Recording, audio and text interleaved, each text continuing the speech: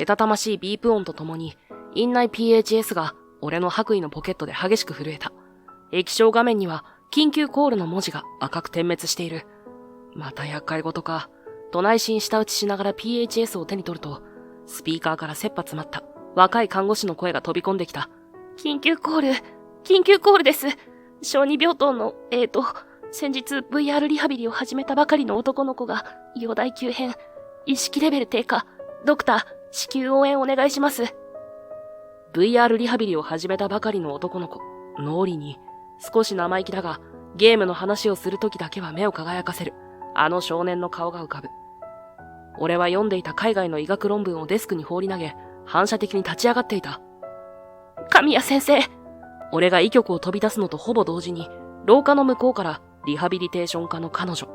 いつも少年のことを気にかけていた太陽のような笑顔のセラピストが血相を変えて駆け寄ってきた。その美しい顔は恐怖と混乱で蒼白になっている。あの子が大変なんです。お願いします先生。彼女と共に小児病棟へと全力で走る。数分が永遠のように感じられた。病室のドアを勢いよく開けると、そこには目を覆いたくなるような光景が広がっていた。男の子の顔色は土系色で、浅く、速い呼吸がぜいぜいと音を立てている。ベッドサイドのモニターからは、生命の危機を知らせる警告音がけたたましく鳴り響き、表示される数値はどれも絶望的なほど低い。その時、応援要請を受けて他の医師たちが数名、息を切らせて病室に駆け込んできた。だが、彼らはベッドの上の少年とモニターの数値を一別するなり、一様に顔を曇らせ、言葉を失った。これは厳しいな。すでに心肺停止に近い状態だ。ベテランらしき医師の一人が重々しく首を振った。気管挿管と強制心剤投与は続けているが、反応が全くない。ここまで進行してしまうと、我々にできることはもう。別の医師も諦めの色を隠さずにそうつぶやく。病室の空気は鉛のように重く垂れ込め、彼女のおえつだけが痛々しく響いていた。誰もが小さな命の終わりを静かに受け入れようとしている。そんな絶望的な雰囲気が漂っていた。俺は冷静に周囲を見渡した。点滴のライン、残された薬剤の空き容器、少年の傍らに置かれた携帯ゲーム機。何かがおかしい。単なる病状の悪化とは明らかに様相が異なる。この不自然な急変は、まるで何者かによって仕組まれたかのような。俺の脳が過去の膨大な医学データとゲームで培われたパターン認識能力を高速で照合し始める。いや、まだ手はあるはずだ。俺がやります。その場にいた全員の視線が一斉に俺に突き刺さる。驚愕、不審、そして侮蔑の色を隠そうとしない者もいる。何を言っているんだ、あの男は。普段まともに患者とも向き合えないと評判のあの神谷が？正気か？そんな無言の声が病室の空気を震わせた。ここからが本当の戦いだ。そして、この戦いに敗北という選択肢は、俺の辞書には存在しない。俺の名前は神谷霊。関東医科大学附属病院の脳神経外科に籍を置いている医者だ。だが、俺は患者の担当というものをほとんど持たせてもらえない。なぜか、俺なりに考えてみたのだが、どうやら俺の話し方や人との接し方に原因があるらしい。自分では普通にしているつもりでも、相手を怒らせたり不安にさせたりすることが多々あると、上司である教授から再三注意を受けている。曰く、君の論理優先すぎる思考と致命的なレベルで共感性に欠ける部分が問題だ。とのことだが、正直なところ、俺には何がどう問題なのか、いまいちピンとこない。事実は事実として伝えるのが、最も正確で効率的だと思うのだが、どうやら世間一般ではそうではないらしい。以前、非常に難しい手術を終え、患者さんのご家族に結果を報告した時のことだ。俺の執刀自体は成功し、予定していた処置は全て完了した。しかし、残念ながら患者さんの状態は極めて厳しく、術後の回復は絶望的だった。俺は、それを包み隠さず伝えた。手術自体はうまくいきました。頭の中の出血は止めることができ、脳の主要部分への圧迫も取り除いてあります。ですが、残念ながら、手術をする前から脳の広い範囲がもう元には戻らないほどの大きな傷を負ってしまっていました。そのため、手術が無事に終わった今も、意識が戻ることは非常に難しい状態です。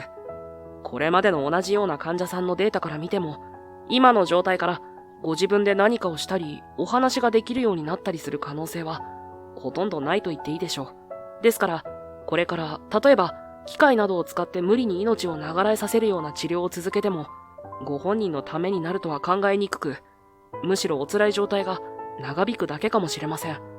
ですので、今後のことは、そこまで言ったところで、奥さんらしき女性が、おえつと共にその場に泣き崩れ、隣にいた息子さんらしき男性が、顔を真っ赤にして、俺に掴みかからんばかりの勢いで怒鳴り込んできた。なんだその言い草は！父さんはまだ生きてるんだぞ！あんたそれでも医者か？少しは人の心ってもんがないのか？俺はただ、客観的な医学的見通しと、それに基づいた最も合理的と思われる選択肢を提示したつもりだった。だが、彼らにとっては、俺の言葉は冷酷無比な宣告にしか聞こえなかったらしい。あの時、たまたま通りかかった教授が間に入り、一生懸命に頭を下げて場を収めてくれなければ、一体どうなっていたことか。教授からは後で、君の言っていることは医学的には正しくても、人の心に寄り添うという視点が完全に欠落している。それではダメだ。と、こんこんと諭された。だが、俺には寄り添うという感覚が、どうしても理解できなかったのだ。そんなわけで、俺は日中のほとんどを医局の自席で過ごしている。他の医師たちが忙しく、カルテをチェックしたり、カンファレンスで議論を交わしたり、ナースステーションで看護師と打ち合わせをしたりしているのを横目に、俺は分厚い医学書を読んだり、ノートパソコンで何かを調べたりしている。いや、しているつもりなのだが、周囲にはそうは見えていないようだ。神谷先生、またぼーっとしてる。あの人本当に仕事してるのかな？そんなひそひそ声が、時折、俺の耳にも届く。否定したい気持ちがないわけではないが、どう反論すればいいのかもわからない。俺が何か言えば、また空気が読めないと顰蹙を買うだけだろう。だから、俺はただ黙って自分の世界に没頭する。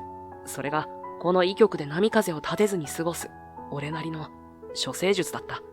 教授からも、神谷君、君の例の趣味も結構だが、もう少し周囲との協調性をだな。と、遠回しに、しかし明確に釘を刺される始末だ。その趣味というのが、俺がオフの時間に没頭しているゲームのことなのは言わずもがな。どうやら俺は仕事もせずにゲームのことばかり考えているとんでもない給料泥棒だと思われているらしい。心外ではあるが、そう見えてしまうのも仕方がないのかもしれない。と最近は諦めに近い感情すら抱いている。昼休みになると、俺は医局の片隅にある、ほとんど使われていない小さな休憩スペースへと向かう。そこで、コンビニで買ってきたサンドイッチを無心で胃に詰め込み、すぐに持参した携帯ゲーム機の電源を入れる。ヘッドフォンを装着すれば、そこはもう、俺だけの世界だ。カチカチというかすかな操作音だけがヘッドフォンを満たし、画面の中の俺の分身であるキャラクターは、複雑なダンジョンを正確無比な動きで踏破していく。次々と現れるモンスターを、計算し尽くされたスキルコンボで撃破し、レアアイテムを獲得する。現実世界の曖昧さや理不尽さ、コミュニケーションの難解さとは無縁の世界。ここには、明確なルールと努力と戦略に見合うだけの明確な結果が存在する。ミッションをクリアするたびに得られる達成感が、ささくれだった俺の心をわずかに癒してくれる。またやってるよ、神谷先生。懲りないね。あんなのに時間使って何が面白いんだか。休憩室の入り口を通り過ぎる同僚たちの呆れたような声がヘッドフォンの隙間からかすかに聞こえてくることがあったが、俺は気にも留めない。いや、気にしないように努めている。この時間だけが、俺が唯一何にも縛られずにいられる貴重なひとときなのだから。そんなある日のことだった。医局の自席で、いつものように海外の医学論文サイトを眺めていた俺に、内線電話がかかってきた。神谷先生、至急、第二手術室へ。野崎教授のオペのヘルプです。珍しいこともあるものだ。俺が手術室に呼ばれるのは、よほど人手が足りないか、あるいは誰もやりたがらないような厄介なケースに限られることが多い。担当を持てない俺にとって、手術室は数少ない俺の居場所であり、何か役割を与えられる場所だった。わかりました。すぐに向かいます。俺は短く答えると、白衣を翻して医局を後にした。背後で誰かが、神谷先生がオペ？大丈夫なの？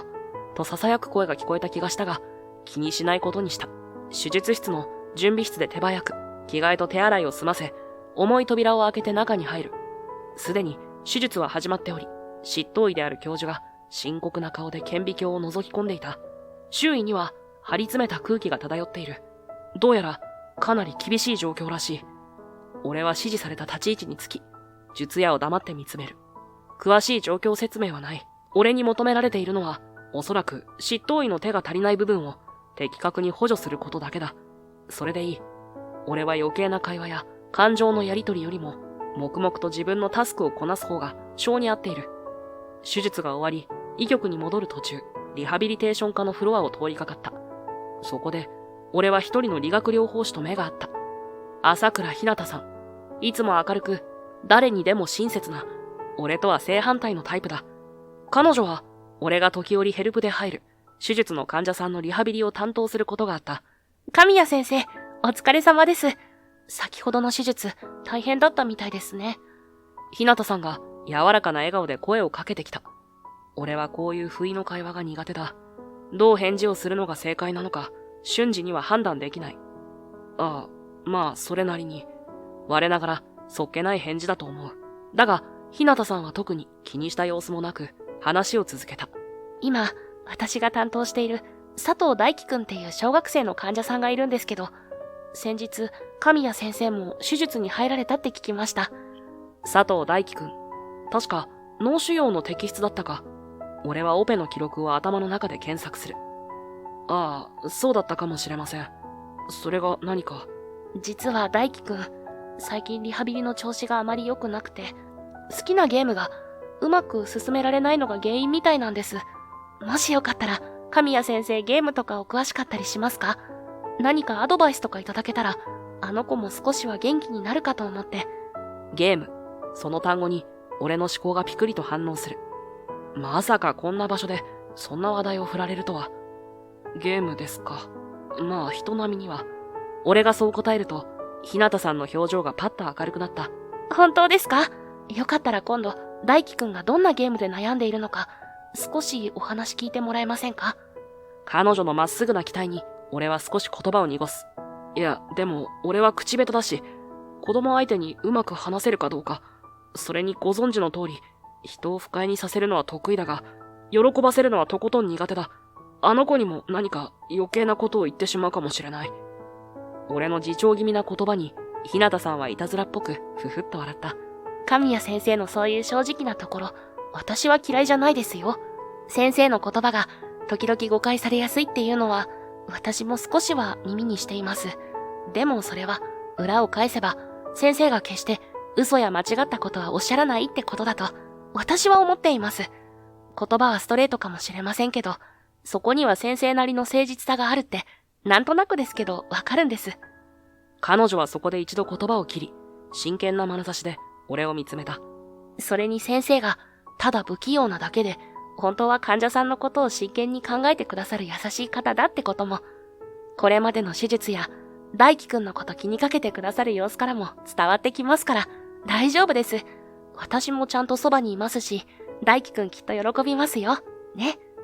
そう言って、にっこり笑うひなたさんの笑顔は、まるで冬の曇り空から差し込む陽光のように、俺の心の隅々まで暖かく照らし出すかのようだった。俺の周囲にいつも張り巡らされている見えない壁が、彼女の言葉によってまた少し音を立てて崩れていくのを感じた。わかった。そこまで言うなら少しだけだ。俺はぶっきらぼうにそう答えるのが精一杯だった。彼女の屈託のない笑顔は、俺の周囲にいつも漂っている見えない壁を、ほんの少しだけ薄くするような不思議な力を持っているように感じられた。その日の午後、俺はひなたさんに案内されて、リハビリテーション室の一角へと足を運んだ。そこには、小学生にしては少し小柄な少年、佐藤大輝くんが、窓の外をぼんやりと眺めながら、リハビリ用の平行棒に力なく寄りかかっていた。その背中からは、諦めと退屈が滲み出ているように見えた。大輝くん、ちょっといいかな。こちら脳外科の神谷先生。この前、大輝くんの手術の時にも入ってくださった先生だよ。ひなたさんが明るく声をかけると、大輝くんはゆっくりとこちらを振り返った。その瞳には、大人に対する警戒心と、わずかな好奇心のようなものが混じっている。俺はどう切り出すべきか一瞬迷ったが、単刀直入に本題に入ることにした。佐藤大輝くんだな。朝倉さんから聞いた。桜フロンティアで行き詰まっているそうじゃないか。俺の言葉に大輝くんの目がわずかに見開かれた。そして少しムッとしたように口を尖らせる。別に行き詰まってなんかないし、ちょっと難しいだけだもん。強がりは子供の特権だ。俺は構わずに続ける。ほう、どのミッションだ？使っている機体と装備は？俺が具体的な質問をすると、大輝くんは意外そうな顔をしながらも、ぽつりぽつりと話し始めた。ミッション7の赤い彗星ってやつ。敵のリーダー機がめちゃくちゃ強くて、全然倒せないんだ。使ってるのは初期機体のバリアントだけど、もう改造パーツも全部つけたし、武器はビームライフルとプラズマソード。赤い彗星か。あそこのボスは確かに厄介だな。特に後半の突進攻撃は、初見じゃまず避けられない。俺がそう言うと、大輝くんは、そうなんだよと、ようやく少しだけ表情を和らげた。あの突進どうやったら避けられるの？攻略サイト見てもよくわかんなくて。攻略サイトの情報はあくまで一般論だ。プレイヤーのスキルや機体の特性によって最適な戦術は変わる。君のバリアントは機動性よりも走行に重点を置いたカスタマイズをしているんじゃないか？なんでわかったの？当たり。大輝くんは目を丸くする。その改造なら無理に回避しようとするより、特定のタイミングでガードを固めてダメージを最小限に抑え、反撃に転じる方が得策だ。ボスの突進攻撃には予備動作がある。敵は一瞬だけ体勢を崩す。そこが最大のチャンスだ。プラズマソードのチャージ攻撃を叩き込め。俺はまるで自分の手の動きを説明するかのように、よどみなく言葉を紡いでいた。その間、大輝くんは食い入るように俺の話を聞き、時折、うんと頷いている。彼の瞳はさっきまでの退屈そうな光はなく、ゲームの攻略に夢中になっている少年そのものの輝きを放っていた。それから、ビームライフルは連射性を上げるカスタムパーツを組んでいるか？あのボスは常に動き回るから、単発効果力よりも手数で押した方が結果的にダメージ効率がいい。そっか。だから全然ライフが減らなかったんだ。大輝くんは膝を打った。先生、なんでそんなに詳しいの？もしかして、桜フロンティアめちゃくちゃやり込んでる？まあ、それなりにはな。俺は曖昧に答える。しばらくの間、俺たちは桜フロンティアの攻略談義に花を咲かせた。大輝くんは、俺のアドバイスにいちいち感動し、目を輝かせながら質問を重ねてくる。俺もまた、久しぶりに自分の得意分野で、誰かと熱く語り合えることに、どこか心地よさを感じていた。それは普段の医局での息苦しさとは全く違う、解放された感覚だった。ふと、大輝くんが少し寂しそうな顔をしてつぶやいた。いいなあ、先生は。ゲームが上手くて。俺ももっと自由に動けたら、あんな風にかっこよく戦えるのにな。その言葉に、俺はハッとした。そうだ。彼は今病気と戦い、辛いリハビリの真っ最中なのだ。ゲームの世界で自由に動き回るキャラクターは、彼にとっての憧れであり、手の届かない理想なのかもしれない。なあ、大輝くん、ゲームの中でキャラクターを思い通りに動かしたとき、どんな気持ちがする？俺の問いに、大輝くんは少し考えてから答えた。なんかスッキリする。それにできたって嬉しくなる。難しいステージをクリアした時とか、めっちゃ強いボスを倒した時とかはもう最高。そうか。俺はうなずく。そのできたっていう感覚は、すごく大事なものだ。リハビリも、最初はうまくいかないことばかりかもしれない。でも、ゲームで少しずつ上達していくみたいに、昨日できなかったことが今日できるようになる。その小さなできたを積み重ねていけば、きっと大きな力になる。我ながら、らしくないことを言っている自覚はあった。だが、それは俺の偽らざる本心だった。ゲームで培ってきた集中力、分析力、そして目標を達成する喜び。それは、あるいは現実世界の困難を乗り越える力にも通じるのではないか。そんな考えがぼんやりと頭に浮かんできていた。このやりとりを少し離れた場所から日向さんが微笑ましそうに見守っていた。彼女の表情には驚きと、そして何か新しい発見をしたような好奇の色が浮かんでいる。普段の俺からは想像もつかないような、子供相手に熱心にゲームの話をする姿。それが彼女には新鮮に映ったのかもしれない。そして、俺がただの不愛想な医者ではなく、何か別の、もっと深いものを持っている人間かもしれないと、感じ始めてくれたのかもしれない。神谷先生、ありがとうございました。リハビリ室を後にしようとする俺に、日向さんが声をかけてきた。大輝くん、あんなに楽しそうな顔、久しぶりに見ました。先生のおかげです。もしかしたら、先生のゲームの知識とか、何かリハビリにも活かせたりするんでしょうか。さあな、俺は短く答える。ただ、あの子が少しでも前向きになってくれればいいが、日向さんは何かを確信したように力強くうなずいた。はい、きっと大丈夫です。俺は日向さんに軽く会釈し、その場を後にした。医局に戻る足取りは、心なしかいつもより少しだけ軽かった。大輝くんの純粋なゲームへの情熱、日向さんの期待のこもった眼差し、それらが俺の心の中で何か新しい可能性の目を育み始めているような、そんな予感がしていた。もしかしたら、俺が長年没頭してきたこのゲームというものが、単なる現実逃避の道具ではなく、誰かの役に立てる日が来るのかもしれない。そんな、今まで考えたこともなかった思いが、胸の奥で静かに熱を帯び始めていた。大輝くんとの一件以来、俺と日向さんの間には、以前よりも少しだけ打ち解けた空気が流れるようになった。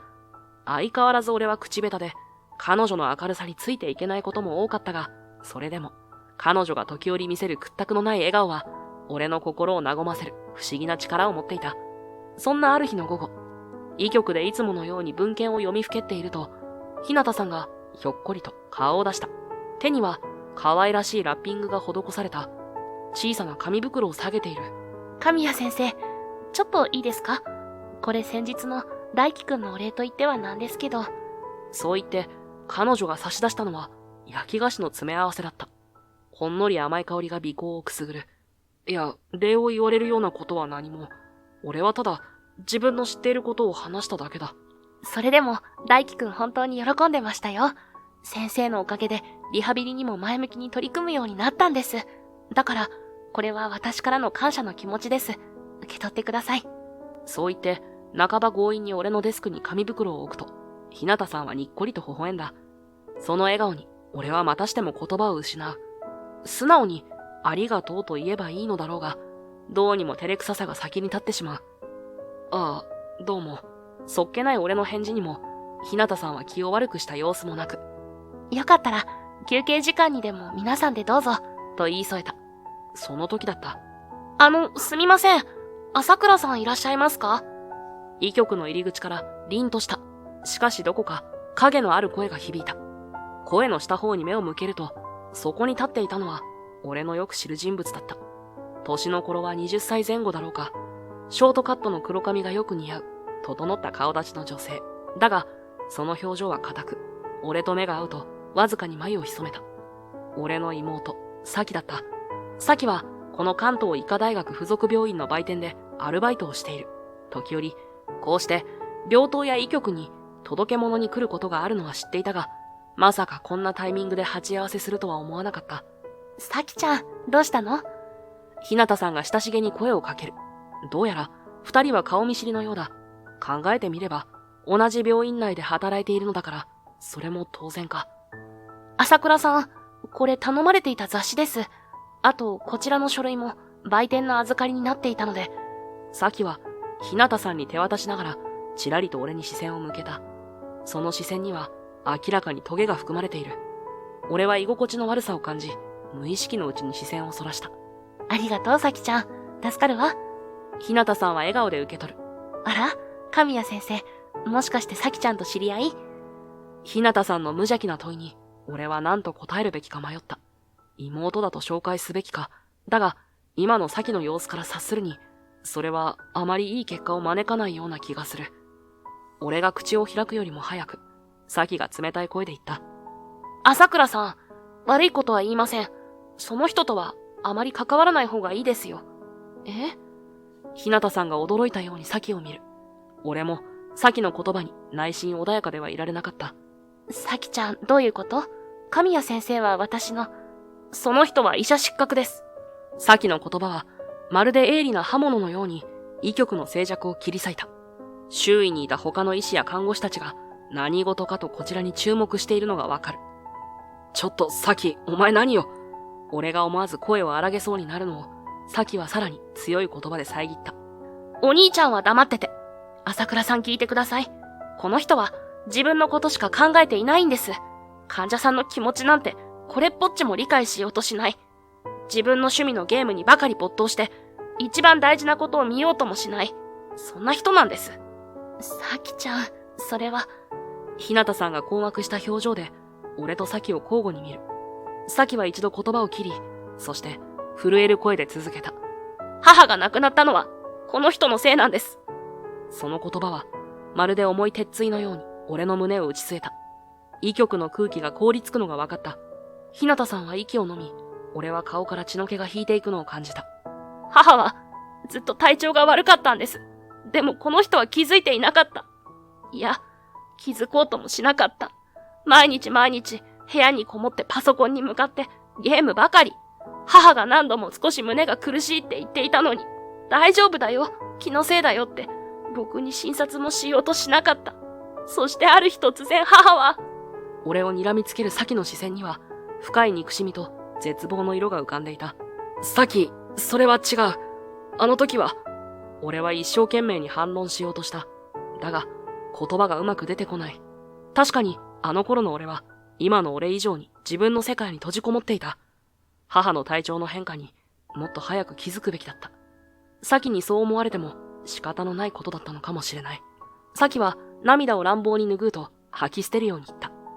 この人は医者として人として最低なんです。朝倉さんもこれ以上関わるときっと嫌な思いをしますよ。そう言い残し、サキはきびすを返して医局を飛び出していった。後に残されたのは重苦しい沈黙と俺の心に深く突き刺さった罪悪感だけだった。周囲の視線が痛い。好奇の目、侮蔑の目、同情の目。俺はただうつむくことしかできなかった。しばらくして日向さんがそっと俺の隣に来て小さな声で言った。神谷先生。俺は顔を上げられない。彼女にどんな顔を向ければいいのかわからなかった。今の話、本当なんですか？日向さんの声はいつもの明るさを失い、かすかに震えていた。俺はゆっくりとうなずくしかなかった。ああ、あいつの言う通りだ。俺は母親の変化に気づけなかった。医者失格だと言われても仕方ない。俺の声は自分でも驚くほどか弱く、かすれていた。当時の記憶が鮮明に蘇る。母は昔から少し心臓が弱かった。それでも俺が医者になってからは何かと俺を頼りにしてくれていた。だがあの日、学会から帰ってきた俺を待っていたのは、リビングで冷たくなっていた母の姿だった。サキは泣き叫び、俺を責めた。お兄ちゃんのせいだと。俺は何も言い返せなかった。母が亡くなる数日前、確かに母は胸の苦しさを訴えていた。だが、俺はそれをいつものことだと軽く捉え、十分な検査もしなかった。あの時、もっと真剣に母の言葉に耳を傾けていれば、あの時、自分の研究や論文のことばかり考えず、もっと母のことを見ていれば、後悔してもしきれない、その記憶は今も俺の心に重くのしかかっている。俺が過去の記憶に沈んでいると、日向さんが静かに口を開いた。私は知ってますから。え？俺は思わず顔を上げた。日向さんはまっすぐに俺の目を見ていた。その瞳には先ほどまでの動揺はなく、どこか覚悟を決めたような強い光が宿っていた。神谷先生の妹さんがどんな思いでそうおっしゃったのかは私にはわかりません。でも神谷先生が患者さんのことを決しておろそかにするような方ではないこと、私は知っていますから。彼女の言葉は静かだったが確信に満ちていた。それは俺が今まで誰からも向けられたことのない温かく、そして力強い信頼の眼差しだった。それに、日向さんが何かを続けようとしたその時、朝倉さん、リハビリ室の準備できました。遠くから別の理学療法士の声が響いた。日向さんはハッとしたように声のした方を向き、あ、はい、すぐ行きます、と返事をした。そして俺に、すみません、私行かないと、と一言告げると、日向さんは少し名残惜しそうな表情を見せながらも、足早に医局を後にした。一人残された俺は、日向さんの最後の言葉を反芻していた。私は知ってますから。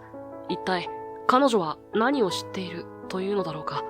俺の何を見てそう言ってくれたのだろうか。先の言葉によってえぐられた心の傷はまだズキズキと痛む。だが、日向さんの残したその一言がまるで軟膏のように、その痛みをわずかに和らげてくれているような、そんな不思議な感覚があった。俺はデスクに置かれた焼き菓子の紙袋に目をやった。甘い香りがさっきよりも強く感じられる気がした。この医局で俺は相変わらず浮いた存在だ。だが、ほんの少しだけ何かが変わり始めているのかもしれない。そんな淡い期待が胸の奥で小さく芽生え始めていた。サキが医局を飛び出していった後も、俺の心は重く沈んだままだった。妹に突きつけられた医者失格という言葉。そして、母に対する後悔の念が繰り返し頭の中で反響する。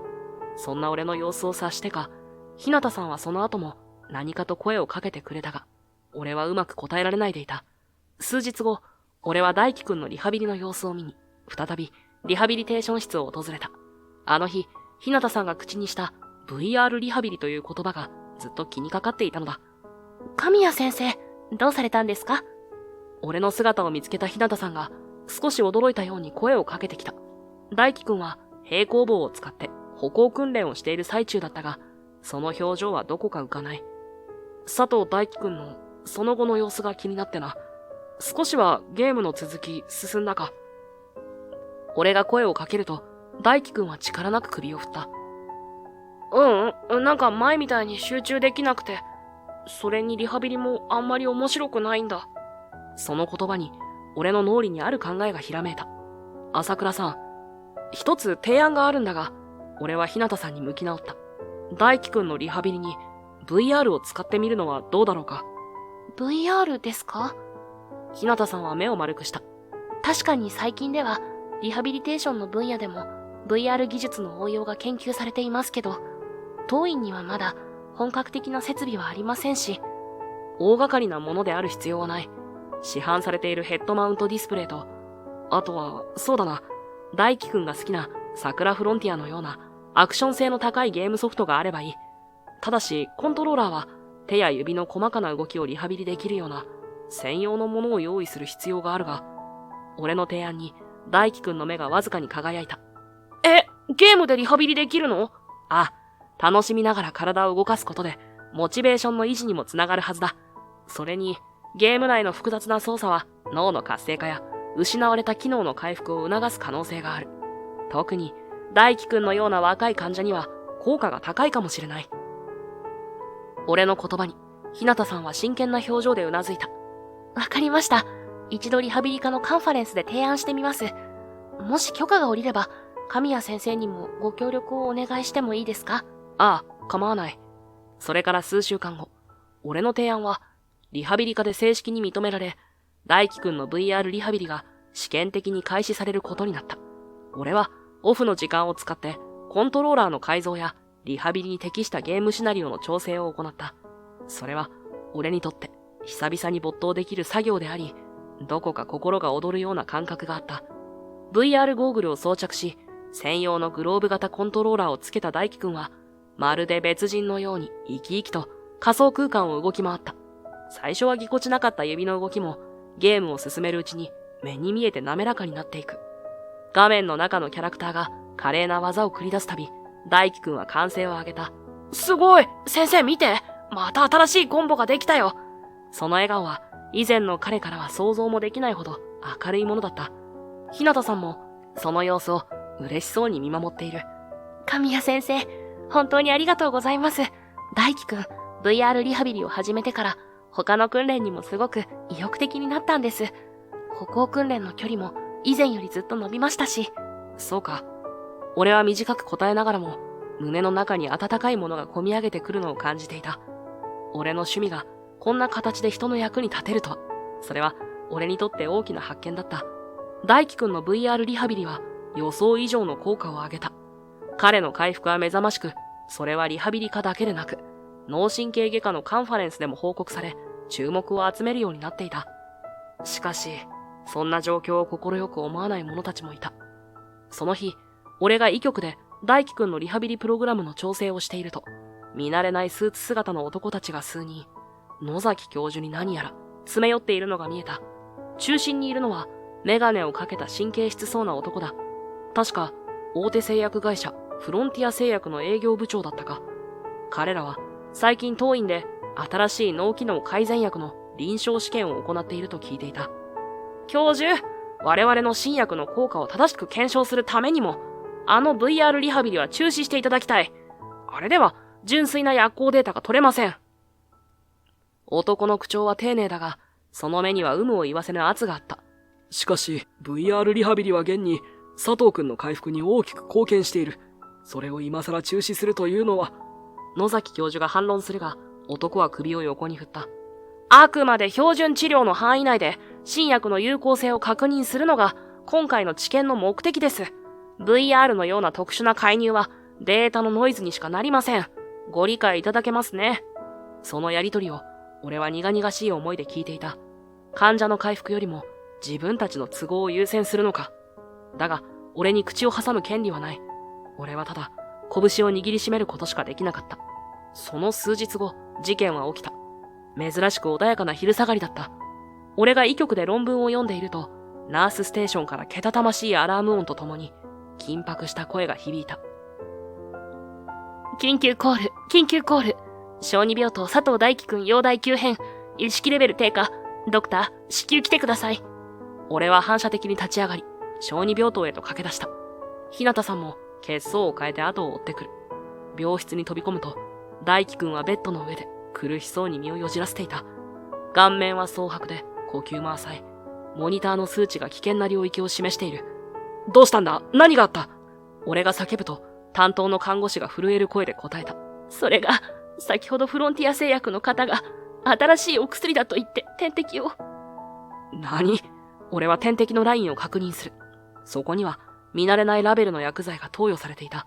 まさか、すぐに投与を中止しろ。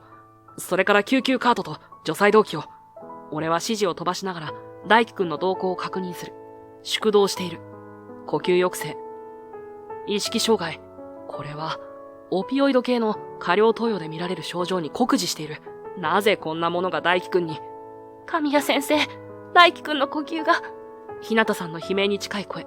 心電図モニターに不穏な波形が現れる。心室細動だ。まずい。除細動準備。俺はすぐさま心臓マッサージを開始する。看護師が除細動器のパッドを大輝くんの胸に装着する。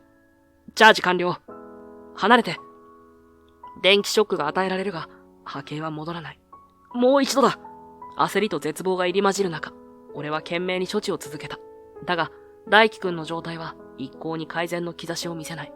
そこに、野崎教授をはじめとする他の医師たちが駆け込んできた。状況を一目で察した教授の顔が険しくなる。神谷くん、これは一体。わかりません。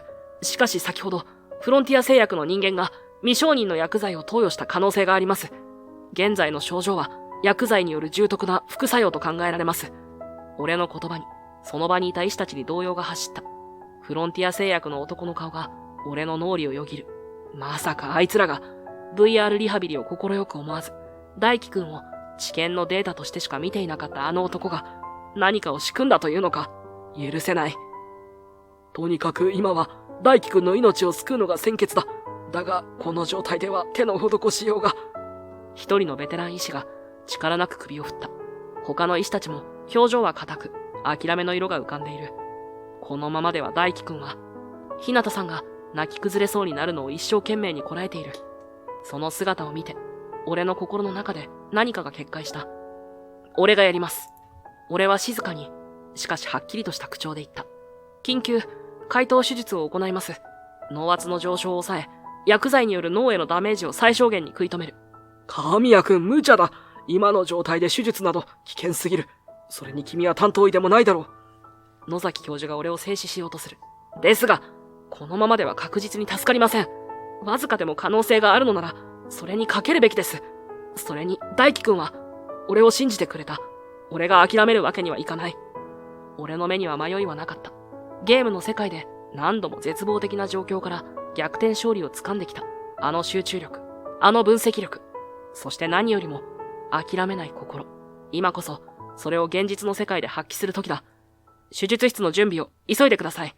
俺が声を張り上げると、看護師たちが慌ただしく動き始めた。その時、病室の入り口に、あのフロンティア製薬の営業部長が何食わぬ顔で立っていた。やれやれ、想像しいですね。一体何事ですかな？まさか、我々の新薬に何か問題でもあったとでも？その白々しい態度に、俺の怒りが頂点に達した。貴様、大輝くんに何をした？おっと、人聞きの悪い。我々は、ただ治験プロトコルに従って適切な処置を施したまでですよ。それよりも、神谷先生でしたかな？あなたが執刀なさるのですか？聞きましたよ。あなたはろくに患者も担当させてもらえないゲームばかりしている問題医師だと。今回の事態も元はといえば、あなたが余計な VR リハビリなど始めたせいではないのですかな。男の言葉は俺の過去のトラウマをえぐるように響いた。だが、俺はもう以前の俺ではなかった。何を言っている？その時、背後から威厳のある声が響いた。野崎教授だった。神谷くんは確かにコミュニケーションに課題があるかもしれん。だが、彼の脳外科医としての技量、特にその集中力と精密な主義は、他の誰よりも群を抜いている。君たちがゲームと嘲笑するものが、彼にとってどれほど重要な意味を持つのか、君たちには理解できんだろうな。彼は、その圧倒的な集中力と三次元空間把握能力を、まさにゲームで培ってきた。そしてそれを医療の現場で、誰よりも真摯に活かそうとしている。彼は天才外科医だ。少なくとも私はそう信じている。教授の言葉は、俺にとって何よりの力になった。そして、その場にいた他の医師たちも、教授の言葉に何かを感じ取ったように、俺を見る目が変わっていた。俺はフロンティア製薬の男を睨みつけ、毅然と言い放った。俺が、必ず大輝くんを救う。そして、あんたたちの悪事は絶対に許さない。俺は白衣を翻し、手術室へと向かった。背後で日向さんが、先生と声をかけてくれたのが聞こえた。その声援を胸に、俺はこれから始まるであろう困難な戦いへと身を投じていく。手術室の空気は張り詰めていた。モニターの無機質な音だけが響く中、俺は顕微鏡を覗き込み、全神経を指先に集中させていた。メス。俺の声に、控え出しの看護師が素早く反応する。ミリ単位の精度が要求される困難な手術。だが、俺の心は不思議なほど冷静だった。まるで、難易度の高いゲームの最終ボスと対峙しているかのような、研ぎ澄まされた集中力。野崎教授の言葉が、俺の中で確かな自信へと変わっていた。どれくらいの時間が経っただろうか。額から流れ落ちる汗を拭う余裕もないまま、俺はただ、黙々と手を動かし続けた。そして、ついに最後の縫合を終えた時、俺は深い息を吐き、顕微鏡から顔を上げた。終わった。手術室に安堵のため息が漏れる。モニターのバイタルサインは、依然として予断を許さないものの、最悪の状況は脱していた。手術室を出ると、日向さんが心配そうな顔で待ち構えていた。彼女の瞳は潤んでいる。先生、大輝くんは峠は越した。あとは、あの子自身の生命力を信じるしかない。俺の言葉に、日向さんはその場にへたり込みそうになるのを懸命にこらえた。そして、深々と頭を下げた。ありがとうございます。本当にありがとうございます。神谷先生がいてくださらなかったら、大輝くんは。その声は感謝と安堵に震えていた。俺は、そんな彼女にかける言葉を見つけられず、ただ黙ってうなずいた。神谷先生は、やっぱりチャランポランなんかじゃありませんでした。日向さんが不意にそんなことを言った。どういう意味だ？実は私、以前研修医として、この病院の循環器内科にいたことがあるんです。その時、神谷先生のお母様の最後を見取らせていただきました。俺は息を飲んだ。まさか、日向さんが母の最後に関わっていたとは。お母様が亡くなられた日、先生は学会でご不在でしたよね。妹さんがずっと付き添っておられました。そして先生がお母様の異変に気づかなかったと、ご自分を責めておられたことも、妹さんからお聞きしていました。日向さんの言葉に俺はうつむいた。やはり俺は。でも私は見ていたんです。先生がお母様のカルテを何度も何度も見返し、何かを見落としていなかったか、他にできることはなかったのかと、一人医局で苦悩されていた姿を、そして、お母様が使っておられた携帯ゲーム機を大切そうに握りしめていたことも。ゲーム機？母が？いや、あれは俺の。当時私は、先生がなぜそこまでゲームに執着されるのか、理解できませんでした。でも今回の VR リハビリや、先ほどの教授のお話を聞いて、もしかしたらと思ったんです。先生にとって、ゲームは単なる遊びではなかったんじゃないかって。日向さんの言葉が、俺の心の奥底に眠っていた記憶の扉をゆっくりと開いていく。そうだ。俺はいつからゲームに没頭するようになったのだろうか。それは、まだ小学校に上がる前の、本当に幼い頃。他の子たちとは少し違う俺の様子に、母が気づいたのがきっかけだった。俺は、興味を持った積み木や絵本に対して、時として何時間も微動だにせず、声をかけても気づかないほどの集中力を見せることがあった。しかし、その反面、一度何かに没頭すると、周囲の音が遮断されたように感じられ、時間の感覚すら曖昧になってしまう。母が、れいちゃん、ご飯よ。と何度呼んでも、俺は自分の世界に浸りきっていて、気づけばいつも食卓で一人ポツンと待たせてしまっていた。心配した母に連れられて行った病院で、医師は俺の特性を丁寧に説明してくれた。レイ君は興味を持ったことに対して、周りが見えなくなるくらい深く集中できる素晴らしい力を持っています。ただ、その力の舵取りがまだ少し難しいだけなんです。例えるなら、すごく高性能なエンジンを積んでいるけれど、運転に少しコツがいる車のようなものですね。そして、医師はこう続けた。この強すぎる集中力を無理に抑えつけるのではなく、むしろ上手にコントロールして、社会生活の中で建設的に活かしていくための一つの方法としてこんなのはどうでしょう。そう言って、当時まだ珍しかった精密な操作と戦略的思考を同時に要求されるというゲームソフトを母に見せたのだ。俺自身は自分の普通じゃない感じにどこか戸惑いと不安を覚えていた。友達と同じようにできないことがあったり、母を困らせてしまったりすることが子供心にも辛かった。そんな俺の気持ちを察してか、母は病院からの帰り道、俺の手を強く握りしめ、いつもの優しい笑顔でこう言ってくれた。れいちゃん、今日お医者様が言ってたこと、難しかったかもしれないけどね。お母さん聞いててすごく嬉しかったのよ。なんで？俺が不思議そうに尋ねると、母はしゃがんで俺と視線を合わせ、そっと頭を撫でてくれた。だってれいちゃんはね、他の誰にもないとっても特別な集中する力を持ってるってことでしょ。それはね、神様からの素敵なプレゼントなのよ。ただそのプレゼントが大きすぎて、まだれいちゃん一人じゃ上手に扱えないだけ。だからね、このゲームはそのプレゼントを上手に使えるようになるためのお手伝いをしてくれるんだって。れいちゃんが自分の力をちゃんとコントロールできるようになるための小さな練習みたいなものよ。母は俺の特性を決して否定せず、むしろ素晴らしい力だと肯定してくれた。その言葉は幼い俺の心に温かい光を灯してくれたように思う。初めてゲーム機を手に取った日、母は俺の隣に座り、説明書を一緒に読みながらこうも言っていた。このゲームの中ではね、いろいろなルールがあって、それを守りながら自分の頭で考えて、指先を上手に動かさないといけないでしょ。それって、れいちゃんがこれから大きくなって、いろいろなことを学んだり、お友達と遊んだりするときに、きっと役に立つと思うの。焦らなくていいから、一つ一つ、ゆっくりとね。れいちゃんのペースでいいのよ。お母さんいつでもれいちゃんのこと、一番に応援してるからね。母は、俺が決して劣っているわけではなく、ただ、少し違うやり方が必要なだけ、なのだと、根気強く教えてくれた。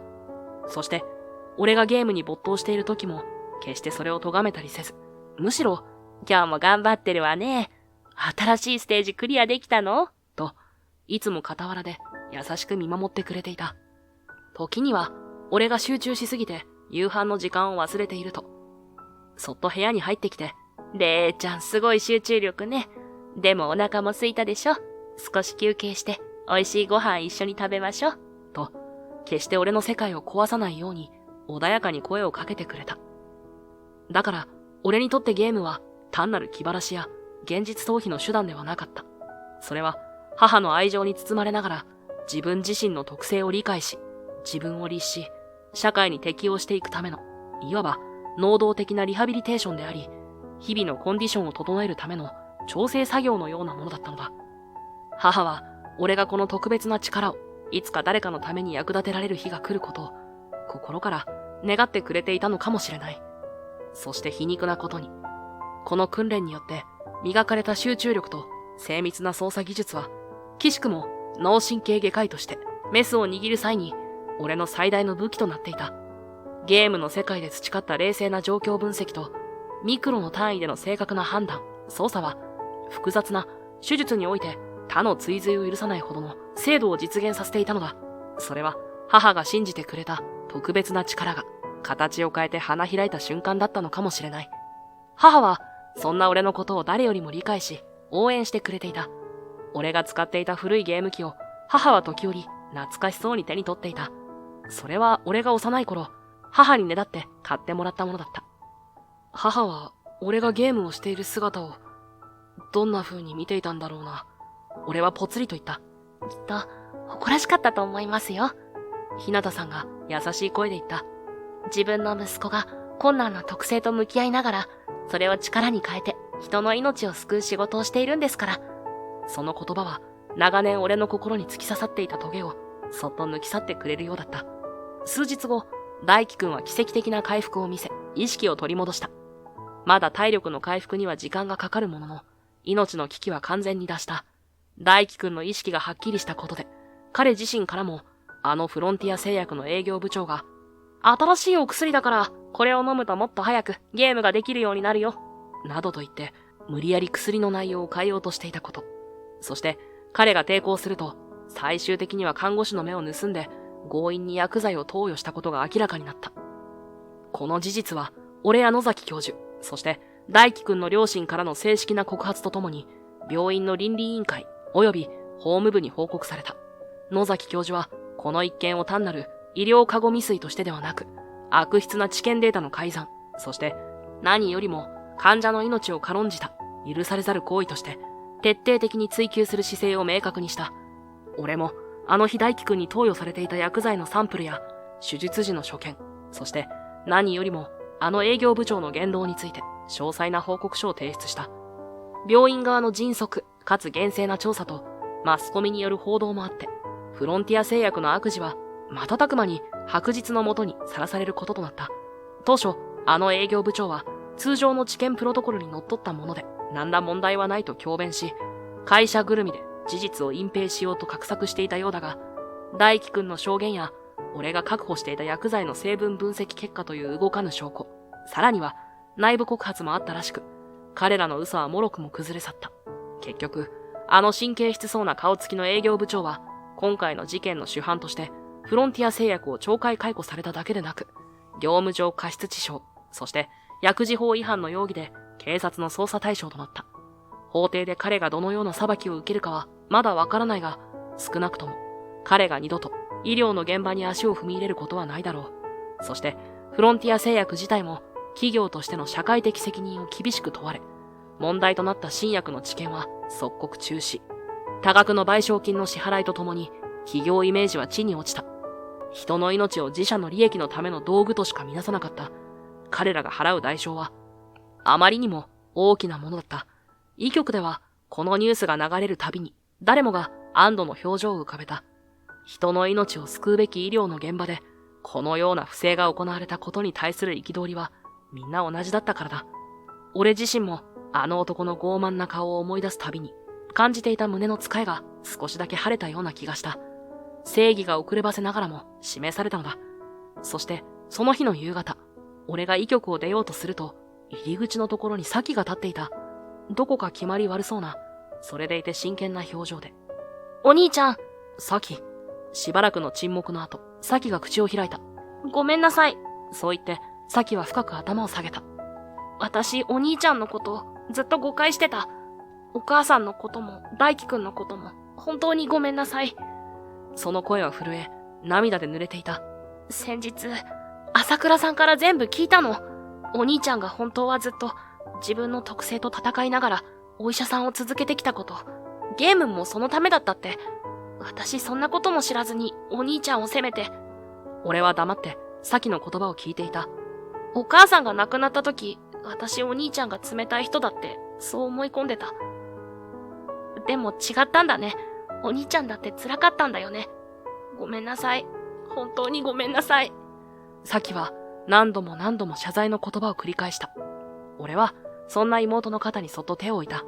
いいんだ、サキ。お前がそう思うのも無理はなかった。俺もお前にちゃんと説明してこなかったから。